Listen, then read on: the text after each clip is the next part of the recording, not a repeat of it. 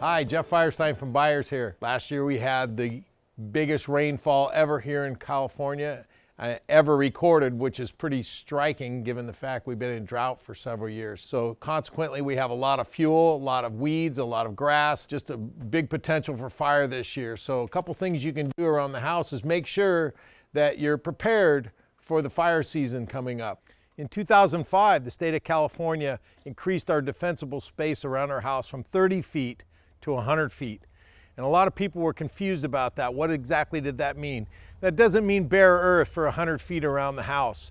But what they did was they defined two zones. Zone 1 is the area that's 30 feet from your house. So make sure you're raking up all the dry grass and the leaves and sticks 30 feet from the house. From 30 feet to 100 feet, that's Zone 2. They want space between the trees. You want to trim up all your branches about 6 feet off of the ground. What happens is most fires start on the ground and then they transfer up into the canopy. Once it gets into the canopy, it's very hard for the CDF to fight that fire. Here we can see a really great example of a Class A fire rated roof with these fiberglass shingles and a tinder box right at the edge. You can see how nice and dry this material is. One spark and this would be a real disaster for this homeowner. One thing CDF recommends is that you trim the trees away from the roof. You don't want any dead or dying branches overhanging your roof, and make sure you're at least 10 feet away from your chimney with any material that could potentially catch fire. Sometimes we even see branches that are rubbing on the roof, which will scour the granules off your roof. And don't be afraid to give yourself some good clearance. This area behind the chimney is also a real critical area. This is a pinch point for debris. That's not a good thing. When you're walking around up here,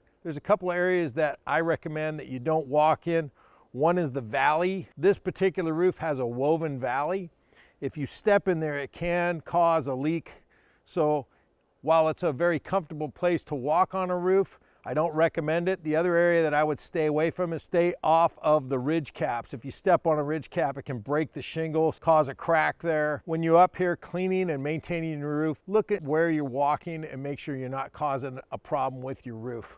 So naturally, you want to blow off your entire roof. The area that tends to collect more debris than anything is the valleys. The valleys are a natural choke point. You want to blow those out. This particular roof, as I said, has a woven valley. So if you can keep that clear, not only is it fire safe, but it also will prevent you from having potential leaks when the rains do come. This year, more than ever, with the fuel load we have, it's really important to make sure that both Zone 1, Zone 2, and your roof is clean so that you're safe and smart for the fire season ahead.